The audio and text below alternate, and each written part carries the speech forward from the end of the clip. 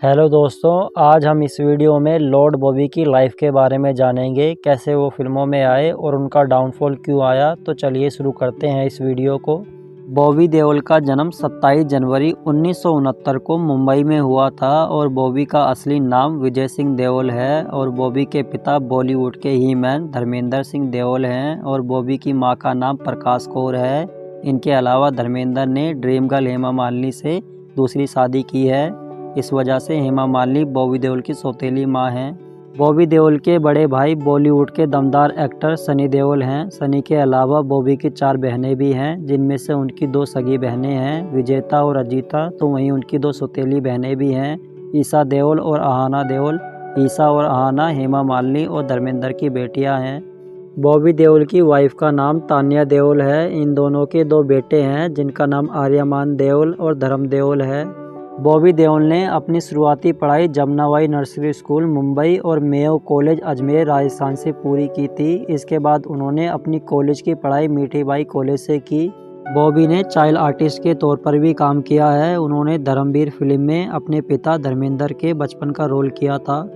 पर lead actor के तौर पर उन्होंने अपना डेब्यू 1995 में रिलीज हुई बरसात फिल्म से किया। फिल्म में उनके साथ ट्विंकल खन्ना भी थी और उनकी भी ये डेब्यू फिल्म थी।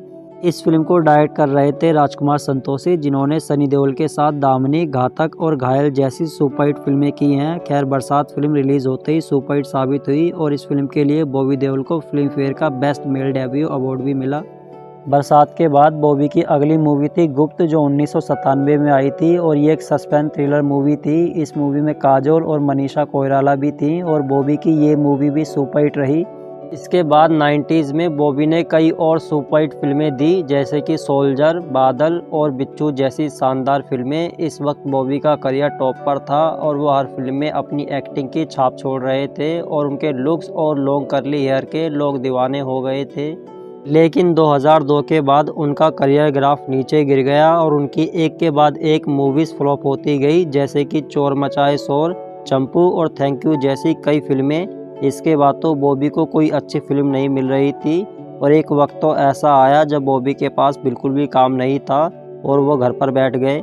बॉबी ने एक इंटरव्यू में खुद ये बात कही थी कि मुझे पता था मेरे अंदर पोटेंशियल है, मैं अच्छा काम कर सकता हूँ, लेकिन मुझे कोई काम नहीं दे रहा था। और एक दिन मैं घर पर बैठा था और मेरा बेटा मेरे पास आया और कहने लगा, पापा आप घर पर ही क्यों बैठे रहते हो, काम करने क्यों नहीं जाते हो।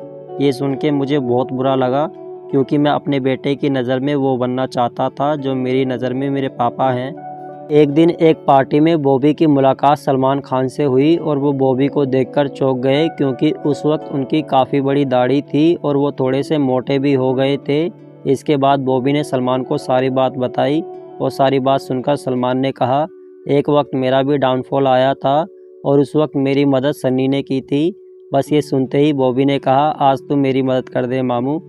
सलमान ने कहा, ठीक है, पर उसके लिए तुझे अपनी दाढ़ी कटानी होगी और बॉडी बनानी होगी, क्योंकि तू मेरी मूवी में शर्ट उतारेगा। इसके बाद सलमान ने अपनी फिल्म रेस 3 में बॉबी को एक मौका दिया और बॉबी ने भी अपनी लुक्स और बॉडी पे खूब काम किया, पर मूवी रिलीज़ होते ही फ्लॉप साबित हुई।